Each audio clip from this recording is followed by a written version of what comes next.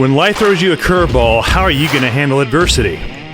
Welcome to the Fearless Mindset Podcast, where you're about to go on a journey as I interview security, business, and entertainment leaders on what it takes to stay fearless.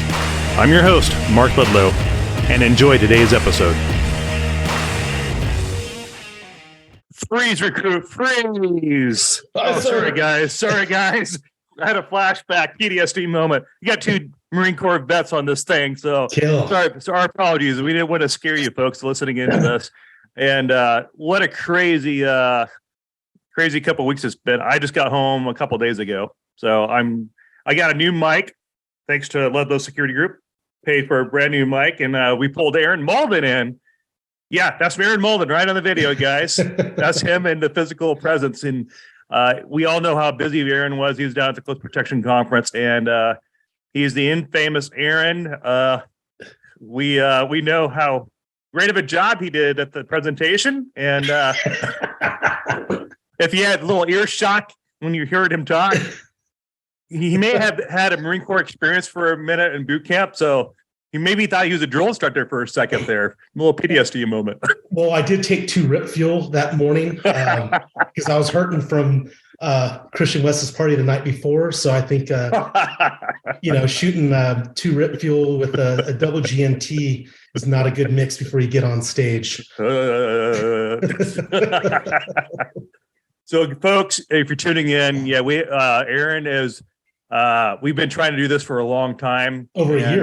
Over a year. And as you guys all know, he travels all around the world doing what he does. And he's probably the most passionate Thank you. executive protection mind in the industry. And we just have a lot of fun when we're together. We just crack jokes. We start laughing because some people just take themselves too seriously in this industry. Hate to say it, but guys, gals, we're not Jason Bourne. We're just agents. So get over it. Get over your ego. Tune in. Chill out and listen to a good story from Aaron and what he's been doing. Let's get real, folks.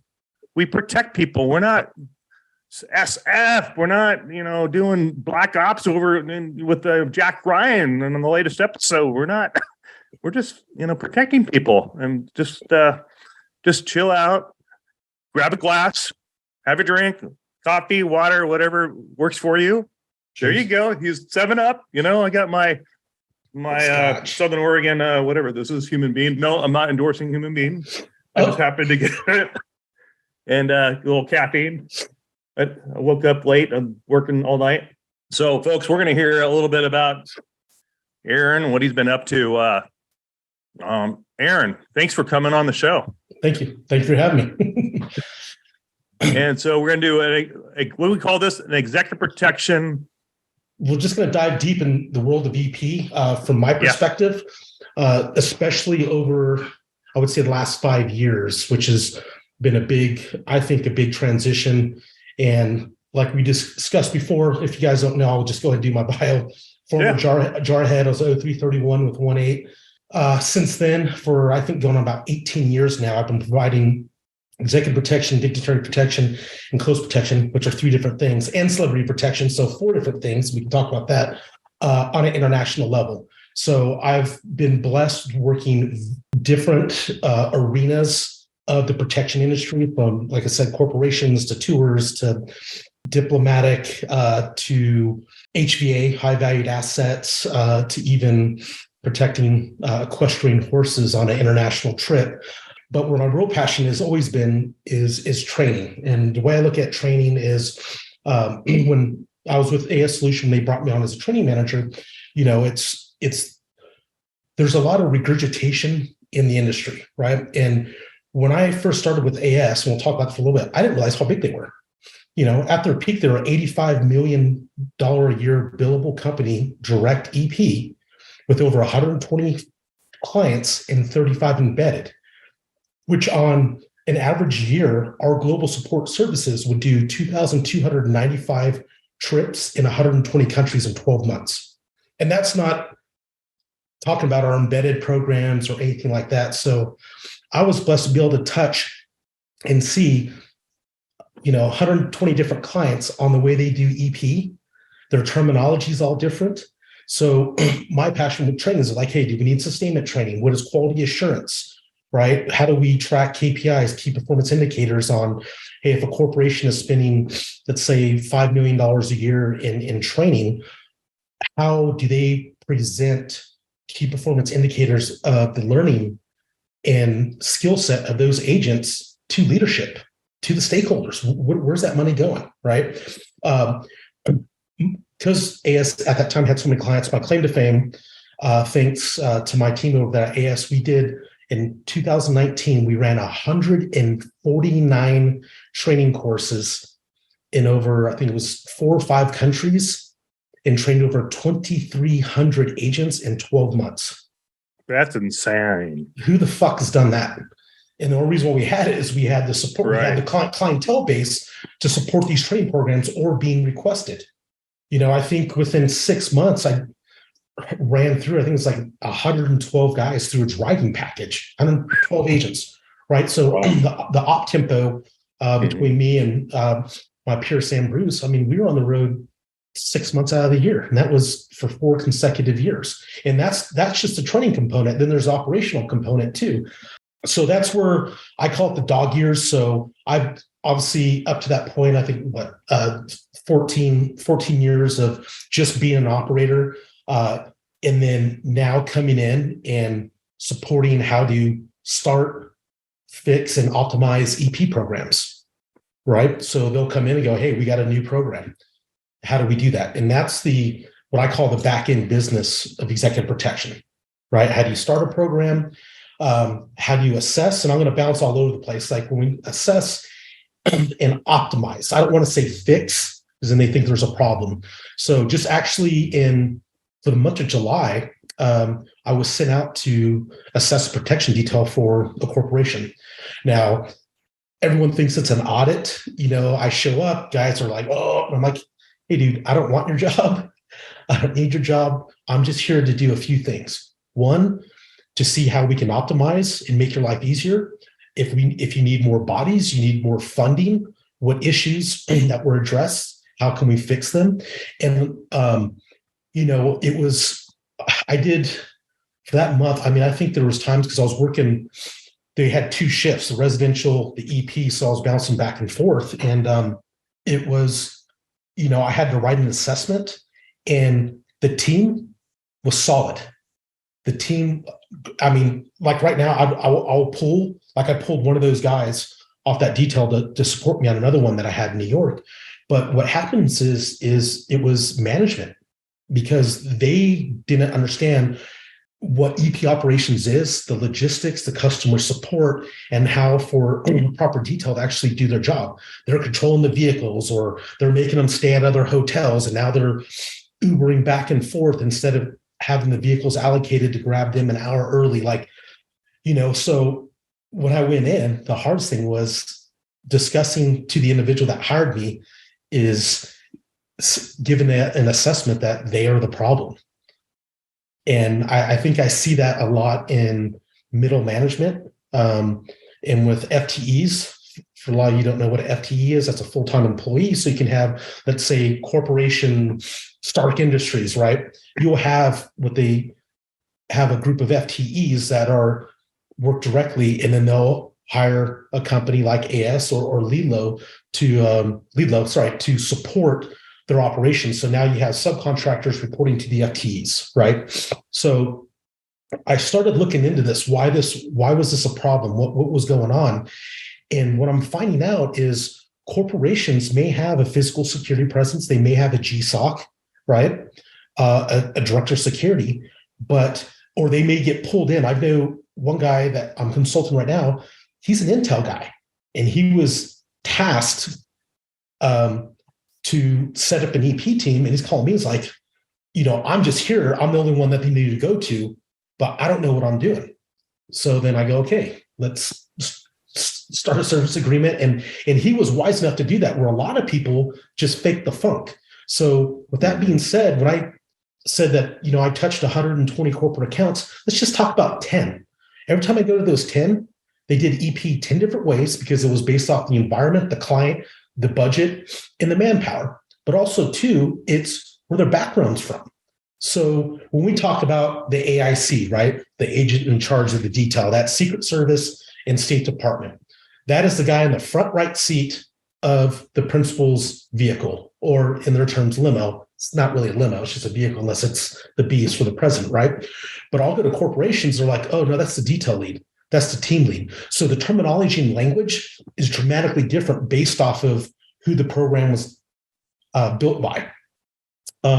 So that's a lot of stuff that I'll introduce, like my breaking into the industry or my EP recruiting seminar, is to be able to define all these different titles that these corporations get, like program manager. You'll see a guy, program manager on LinkedIn, and he's one of my buddies, but they use that term. So when they travel, they don't have security in their bio, which they get pushed out or getting hemmed up. They're like, hey, I'm a program manager. I'm just here to, manage the trip. But Intel, he is basically he runs the entire EP program. And there's usually like one or two of them. Or if you're a program manager running a team and then you have a residential team, then that may be a project manager, because the project is the residential team. So you got your project manager that reports to the program manager that oversees, if that makes sense. So that's the little minute stuff. When it comes to training, I'm always about the micro and the macro. So when we talk about arrivals and departures, right? Guys are like, all right, we come up and we get in position. No. Right? So it's all the micro, like, hey. I almost spit off my copy. Yeah, you got your seatbelt, you got your seatbelt connector in, you're on the radio, and guys are like, they didn't pause and scan. What do you think the fuck I'm doing when we're pulling up to an arrival? Seatbelt's coming off, the eyes are out, we're scanning. The advance, if you have an advance, he's calling all clear. He's already out there. So he's already there.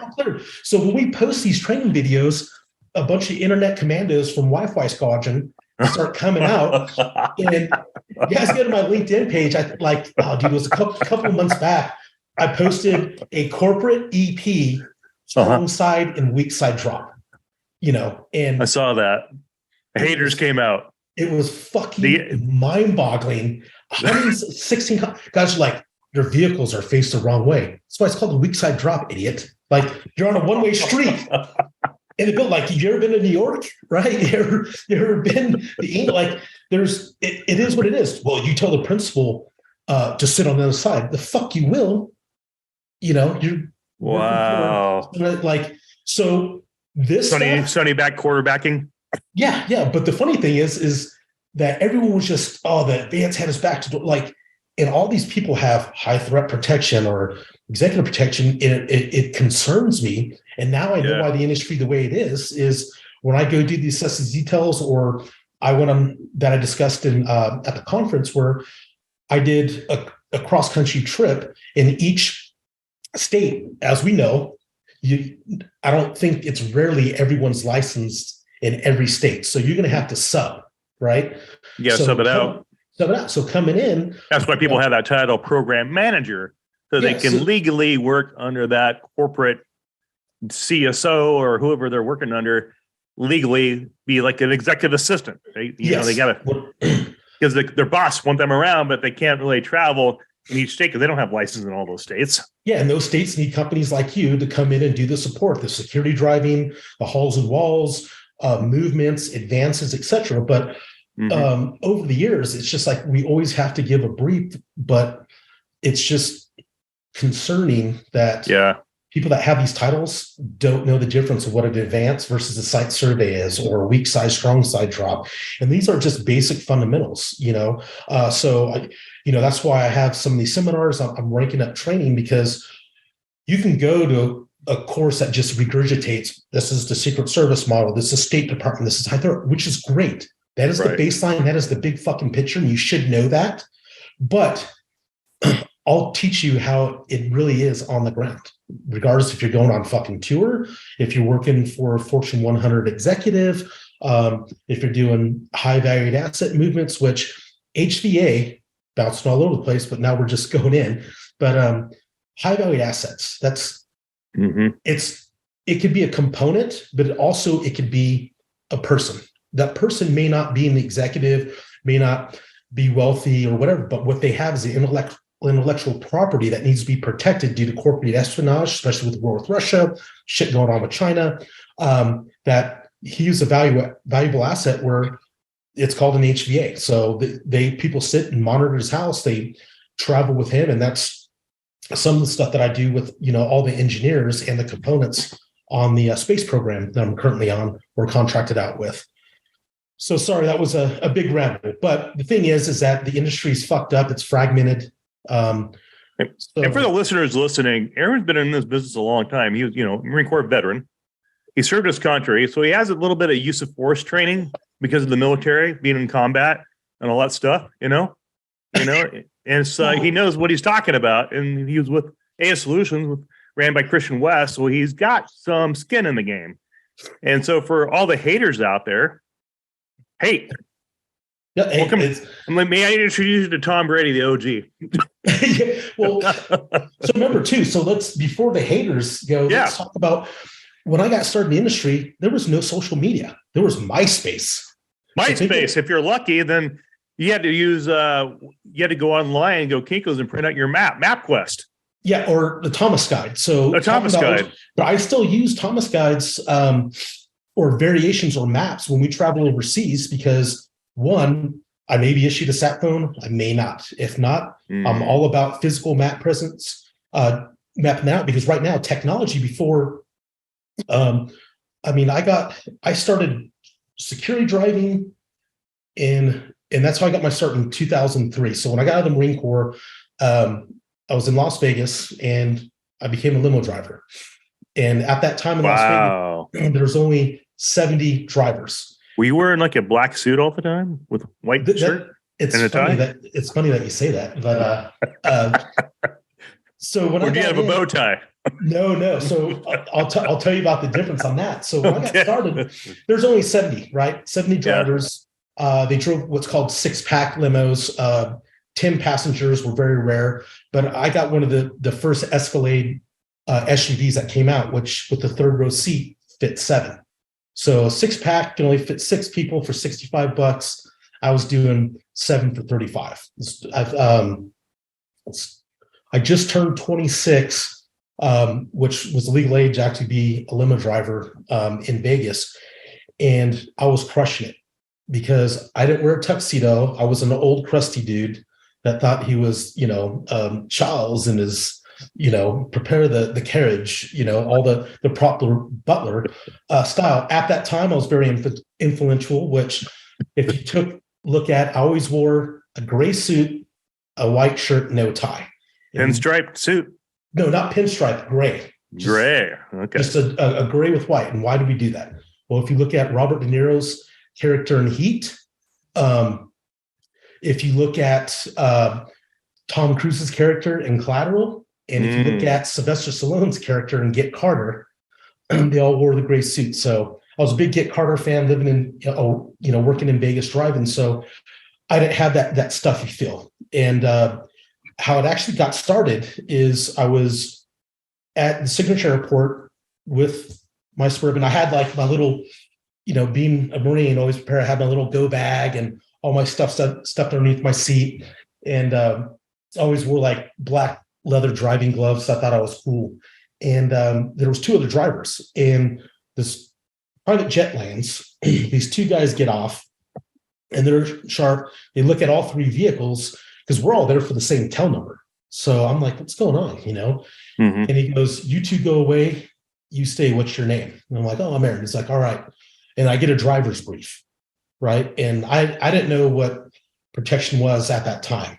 Because I was just driving, right? Because there's no social media, there's no one that talks about it, right? Unlike now. And I take them to go do advance. We get in the car, they're like, how long does Caesar's Palace? And I'm like, oh, it's 1.7 miles. And I'll take, roughly about 12 minutes if we hit all 3 stoplights there. It'll add additional, 6 to 7 minutes. So we're still under 20, and they're looking at me going, but as a limo driver or a chauffeur back then, I needed to know exactly how long each stoplight took, what my routes were, because I operated off the strips 2 miles. That's all it was. So it was how many trips I can do in the shortest amount of time to make the most money, right? So I'm watching these guys. Now, this is like 2003, 2004. Like these dudes are doing old school advances. They're doing pace counts from the Coliseum where Celine Dion's going to, the private bathroom restroom. And I'm sitting in there and they have this like notebook and they're making, because smartphones weren't a smartphone. I had that little flip phone. And Nextel, that was the walkie-talkie, right? So I'm like, hey, I got to try. Oh, my. Wow. So we're going back old school because we're just so spoiled right now with having global security teams, protective intelligence, the access to our phone, all this information immediately where, I would have to call the office and go, hey, I need the phone number to the front desk at Caesar's Palace or the Coliseum, right? And there'd be a little secretary there at the office. We had one 24 hours that would look this stuff up. But also, too, back then, I had to have a Thomas guide to navigate because if I had to pick someone up from the Ridges or Lake Las Vegas or Shenandoah's Ranch and stuff, I still had to use the Thomas guide to get back and forth around. So having some of those old school sets really paid off. So, when we're in parts of Africa, when we have no service and we have limited advance, you have to have backup maps. You have to have that, you have your primary, secondary, and tertiary modes of whatever it is, regardless if it's motorcades, phone numbers, all that stuff. Sorry. I take it your iPhone navigation system, Waze, does not work overseas. Oh, it does. But back in the day, we didn't have it. Or they got so easy now. Yeah, but like we did a trip from Marrakesh, Morocco into West Sahara. So as we crest the Atlas Mountains to go back on the West Sahara side, which is all due, there's no service. So we had a sat phone that I would check in and ping, right? But, we relied solely on maps and local drivers, Wow. And that's one thing about this industry is that, what we're taught a lot of times we don't get to do is where I was lucky enough to have, 5 days to do a full advance because we were doing cross-country trips. So how did that look like when we hit the border? What information, passports, if you need letterheads, all that basic stuff. But I think it's just a lost art because we're so spoiled. But with that being said, we talk about being protectors that with technology, protective intelligence, which one thing about protective intelligence is that protective intelligence, when we had the first IPSB conference, that's when it used to be ESI, which I attended, I think, 2006. Right. And then they merged with 9 Lives with EPI. Then it morphed, I think, around 2014 to the IPSB conference. The biggest takeaway I got from there was that protective intelligence has grown faster within 6 years than executive protection has in 30. It's crazy. You're right, Aaron, because I see more stuff on LinkedIn for analyst, intel, analysts. I don't see directors of security or director of EP. I don't see that. I see analysts, intel, operators, remote. I see that tells me these corporations are spending their big budgets now on getting the intel to gather that data to present to the CFO of that company and saying, this is why we're doing this. Yep. The data numbers don't lie. And here's a free $100,000 consultation tip for you guys listening. If you're a security company, my company, which is now Katalyst, I know we fucking jumped all the way over, right? But Katalyst Training Group and Consulting is, I'm here for 3 things. There's a massive issue with recruiting properly trained people in the industry. So that's why I'm doing the seminars. Then there's not too many, very rarely, companies that actually do sustainment training as a whole. What does sustainment training look like? Is that driving, shooting, medical? Is it combatives? Is it professional development? Is it progressive? Meaning that, the guys are like, hey, we're going to the same medical class. I can do this shit with my eyes closed. Now it's going to go, all right, now it's all scenario based, right? So there's got to be progression, but also professional development. So sustainment training is a big thing because that's my forte. But then, as I talked about, is the back end business of EP, meaning that if you're a security company or a director that's taken over a family office, which one I'm dealing with right now, or a corporation, how do you know how an RFP, a request for pricing, looks like? How do you write up or vet an SOW, which is a statement of work? Do you know how to do a risk assessment? If you're at that high level and you don't know how to do risk assessment, you probably should check yourself and get a course. I'm looking to run a course later this year, because what does a risk assessment do? Risk assessment is the foundation, the base of every protection detail. So you can write the SOPs, and policies and procedures and SOPs are two different things. The policies and procedures, there's an education point too, is dictated by the corporation or the family office or the security company, meaning that, Aaron, if you fly for over 6 hours, you can book first class, or you have to allocate this way when you're doing, receipts, or yada, yada, yada, where SOPs are your actual operating procedures when protecting that client. So if you have someone studying SOPs, regardless if it's for HVA, residential, EP, travel, ready team, ERT, they're like, okay, hey, when I look at SOPs, I want to know, where did these come from? Well, they came from a risk assessment. Who did the risk assessment? Can we see that? So risk assessments are something that is not taught in schools, and Katalyst will be launching them this year, because I think it's one of the most crucial components of protection work. Yeah, being a protector and learning how to operate on a daily basis is one thing, but that's protection work. It's not security. Mm-hmm. Right? Correct.